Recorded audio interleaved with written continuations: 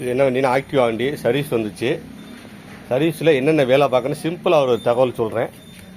Service பண்ணும்போது இந்த பாக்ஸை கழட்டி பண்ணுங்கள். இந்த பாக்ஸை கழட்டி தூக்கி விட்டிங்கன்னா நீட்டாக அடித்து கொடுத்துருவாங்க. அதுமாதிரி சர்வீஸ் பண்ணதுக்கப்புறம் அந்த டீசல் கலந்து ஆயில் அடிங்க, இல்லை வண்டி இத்து போயிடும்.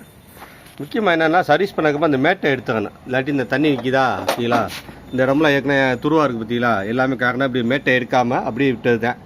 ஃபுல்லாக தண்ணியாக இருக்குது பார்த்தீங்களா, ஃபுல்லாக கரலாக இருக்க காரணம் அந்த மேட்டு இந்த இருக்குது பார்த்தீங்க. மேட்டை அந்த இடக்கா சர்வீஸ் பண்ணணும், தனியாக எடுத்து போட்டு நல்லா காய விட்டு தான் திருப்பி மேட்டை போடணும் ஒன்று.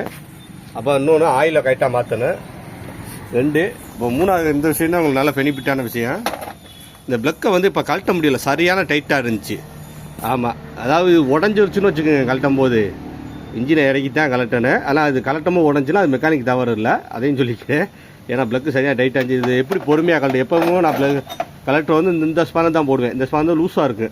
ஒரு மாதிரி ப்ளக் லூஸாக இப்போ சக்சன்னு இப்படி கழட்டிடுவேன்.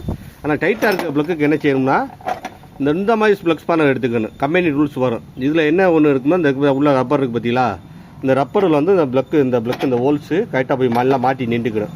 உள்ளே விட்டோம்னா இப்போ ப்ளக்கை ஷேக்காக விடாது. அப்போம்போது உள்ளே நல்லா டைட்டாக விட்டுக்கிட்டு இதில் எந்த ஸ்பானுக்கு போடுறோம் இந்த பவுலை போடணும். இந்த இதில் வந்து 16 சேர்ந்துச்சு. இந்த 16 பவுலு இவ்வளோ சேர்ந்துச்சு. ஐயோ கீழே விழுது. ஆமாம், இந்த 16 பவுலை போட்டு பொறுமையாக ஷேக் பண்ணி லைட்டாக கழட்டிங்கன்னா கழட்டும் போதே நான் ஆயில் போட்டேன். 2 முறை லூஸ் பண்ணிவிட்டு ஆயிலை உள்ளே அடிச்சு விட்டு அப்போ அந்த மாதிரி இப்படி ஷேக் பண்ணி டைட் பண்ணேன். லூஸ் பண்ணி டைட் பண்ணி கலட்டினேன். அப்புறம் மரம் ஃப்ரீயாக வந்துருச்சு. ப்ளக்கு டைட்டாக இருந்துச்சு, கழட்ட முடியலை அப்படின்னா எப்பவும் போட்ட ஸ்பானோட போட்டு கழட்டிடாங்க. உடஞ்சிடும். ப்ளக்கு உடஞ்சிச்சுன்னா அப்போ இன்ஜின் இறக்கி தான் எடுக்கணும்.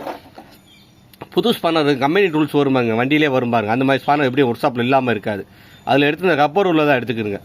எடுத்து கச்சுன்னு உள்ள சொருவினே அசையாமல் அப்படி நிற்கி பொறுமையாக பவுலை போட்டு லூஸ் பண்ணுங்கள். இந்த இடத்துல பவுல் கரெக்டாக செட் ஆக போட்டு லைட்டாக அப்படி ஷேக் பண்ணி மேலே கீழே இறக்கி கொஞ்சம் ஆயிலை உள்ளே அடிச்சு விட்டின்னு வச்சுங்க, ஈஸியாக கழட்டிடலாம். இதான் மெத்தடு.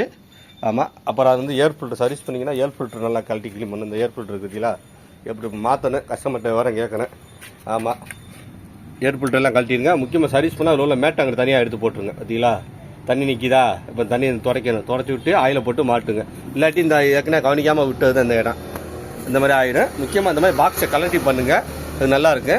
ப்ளக்கை கழட்ட முடியலன்னா நான் சொன்ன மெத்தடை ஃபாலோ பண்ணுங்கள். பார்த்தீங்களா, நான் சொன்ன மாதிரி புது ஸ்பானர் போட்டு பொறுமையாக செக் பண்ணி கழட்டிங்கன்னா ஈஸியாக கழட்டிடலாம். ஏன்னா ப்ளக்கு உடஞ்சிச்சின்னா இன்ஜின் இறக்கணும், அது செலவுகள் இன்னும் அதிகமாக வரும். ஓகே, நன்றி, வணக்கம். என்னோடய யூடியூப் சேனலை ஃபாலோ பண்ணுங்கள். தொடர்ந்து நான் வீடியோ கண்டினியூவாக போடுவேன்.